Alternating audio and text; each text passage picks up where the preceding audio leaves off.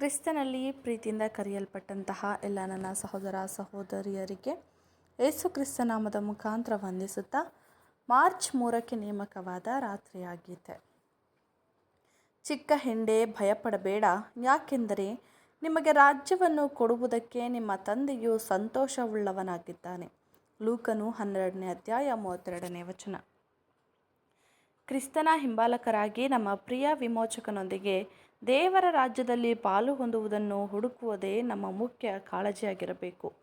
ಕ್ರಿಸ್ತನ ವಧುವಾಗಿ 1000 ವರ್ಷದ ರಾಜ್ಯದಲ್ಲಿ ಪಾಲು ಹೊಂದಿ ಲೋಕದ ಮನುಷ್ಯ ಜಾತಿಯನ್ನು ಮೇಲಕ್ಕೆ ಎತ್ತಿ ಆಶೀರ್ವದಿಸುವುದಕ್ಕಾಗಿ ಆತನೊಂದಿಗೆ ಆತನ ಮಹಿಮೆಯುಳ್ಳ ಸಿಂಹಾಸನದಲ್ಲಿ ಕುಳಿತುಕೊಳ್ಳುವುದೇ ನಮ್ಮ ಮುಖ್ಯ ಕಾಳಜಿಯಾಗಿರಬೇಕು.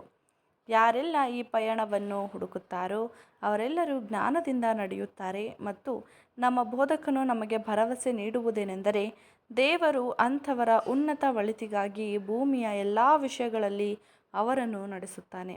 ಹಾಗೆ ಮಾಡುವುದರಿಂದ ನಮ್ಮ ಜೀವಿತದಲ್ಲಿ ಸಮಾಧಾನ ಮತ್ತು ಸಂತೋಷವನ್ನು ನಮಗೆ ಕಿರೀಟಧಾರಣೆಯಾಗಿ ಕೊಡಲಾಗುತ್ತದೆ ಮತ್ತು ಕರ್ತನಲ್ಲಿ ವಿಶ್ರಾಂತಿಗೊಳ್ಳುತ್ತೇವೆ. ಇದನ್ನು ಕುರಿತು ಆತನನ್ನು ನಂಬಿದವರಿಗೆ ಆತನ ವಾಕ್ಯದಲ್ಲಿ ವಾಗ್ದಾನವಾಗಿ ಕೊಡಲಾಗಿದೆ ಎಂಬುದೇ. ಆಮೆನ್.